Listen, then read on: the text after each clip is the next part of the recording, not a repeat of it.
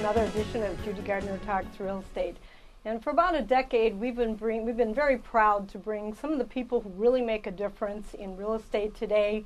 And we're very proud today to introduce to our viewers Representative Daniel J. Burke of the 23rd District. Hi, Dan. Hi, Judy.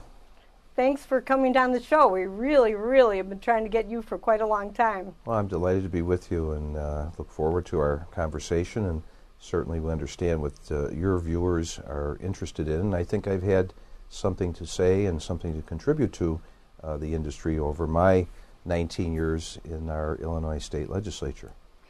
What you've done is just absolutely amazing, and I don't know if our viewers are completely aware of your huge record. Now, you should be they say, the hardest working man in Springfield, but what you've done just for the real estate industry alone with foreclosures and the predatory lending, you were so ahead of the curve.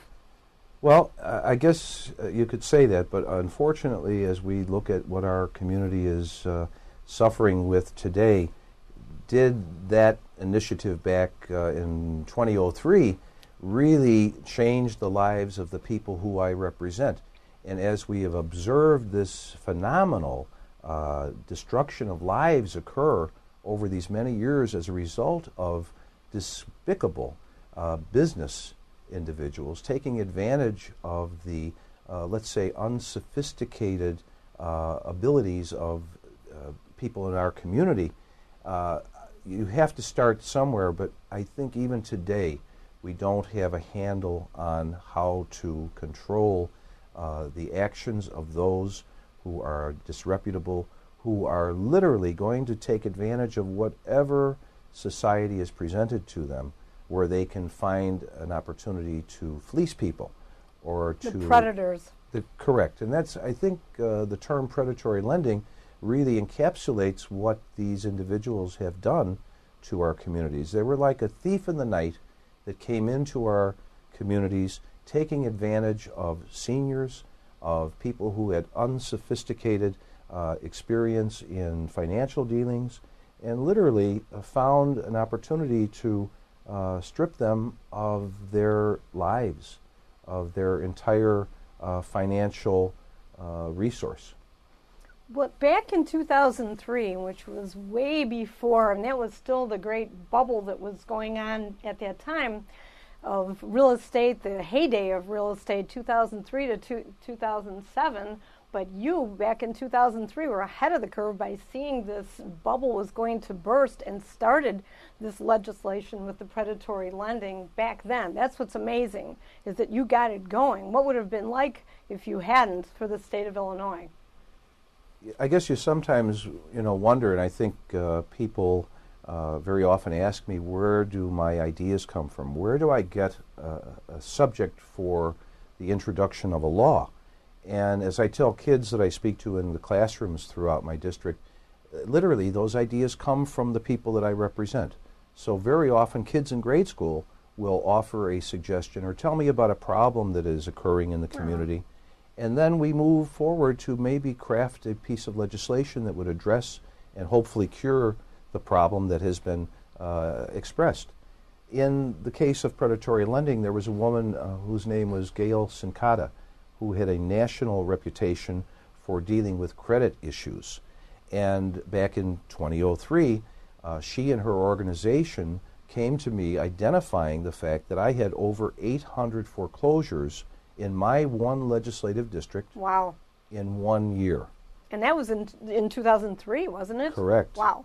So far ahead of what we have seen now on a national scale that has devastated so many families throughout our country. So this, I have to give credit to this Gail Sincata for literally doing the homework, doing the research to identify the fact that this was an ever-increasing problem. And I think maybe I should be a little embarrassed that I didn't know prior to her identifying 800 families who literally lost their stake in the American dream, their home. You spearheaded that entire bill. Back in 2003, the national level didn't even understand this was going on until 2007. That's when all the subprime mortgage companies began to implode and collapse. So you have to give yourself quite a pat on the back, which you're too modest to do. But you're the one that started it way before the national media even had any idea this was going on. It was years before that. It was indeed. And as I have observed what has occurred in our country, it's very disappointing to think that my initial piece of legislation that literally had some very basic controls that would have precluded many of these disreputable business people from taking advantage of my constituents, such as maybe putting a cap on the fees that mortgage brokers could have levied on some of their customers. Very basic, simple things that I think, if we reflect on the original bill, would have made a major difference in this catastrophic effect that predatory lending has had on our community, not only for the individual families that were stripped of their, let's say, life resource, their home, but the effect it has had on the rest of the community. Because as we know, if you find a community that has a number of foreclosed homes, it will detract from the value of your home. And it sends a message to prospective buyers in a community that this is probably not a neighborhood that I want to be a part of. If you see these properties that are left vacant, that sometimes become a haven for gangs and illegal activities, do you really want to make an investment in that neighborhood? But that's where you've been fighting for your constituents here with the gang legislation that you've had, the laws, the education in the schools to get the kids away from the gangs, the police. Tell our viewers what you've done just for the police presence alone. You know, sometimes I think maybe I'm like the dinosaur that's in the state legislature. There are colleagues of mine who have been longer serving than I, but I think as I approach my 20th year, I now involved in a campaign, first time in my experience. I'm beginning to reflect on some of the ideas that I have promoted in the legislature and some of the pieces of legislation that I've introduced. And I'm reminded now as I'm engaged with my constituents and walking through the neighborhoods that I represent, one school not too far from where we're sitting today here at my office, the Sawyer School. Back when I was first elected in 1991, I started the first Parent on Patrol program in the city of Chicago that asked parents of children who were enrolled at the Sawyer School to assist in protecting their kids on the way to and from school each day. In fact, even including and equipping them with walkie-talkies at the time and a vest that would identify these very generous parents who participated in the program that we call Parents on Patrol.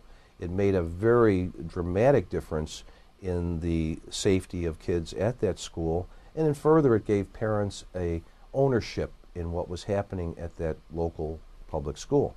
Well, that's definitely progressive leadership, and we're going to stay tuned. If you'll stick with us a minute, we'll be right back with Representative Daniel J. Burke.